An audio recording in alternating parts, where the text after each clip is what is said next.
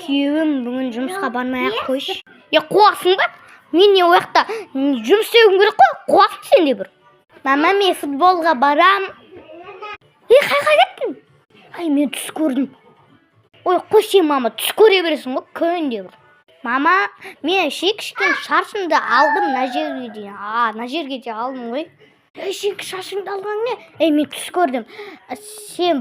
Сен шашыңды ана тартып атырып жүр, қатты тартып атыр. Мама, қорқытпаш. Маған айтпас. Ана жадыра деген келін ана түс көре береді. Түсіндің ба? Ал қаш. Не дейсің, не? Сен мен түсімде бір қызбен кетіп бара жатсың ғой? Сүйісіп отырсыңдар екеуің. Түсіндің ба? Енді ондайыңды көрмейтін болайын. Мына қатыны бетіне періп жіберу керек. Сіздер лайк басып қойыңдар, Тағы да видео екінші частын түсіреміз. Ұқтың ба?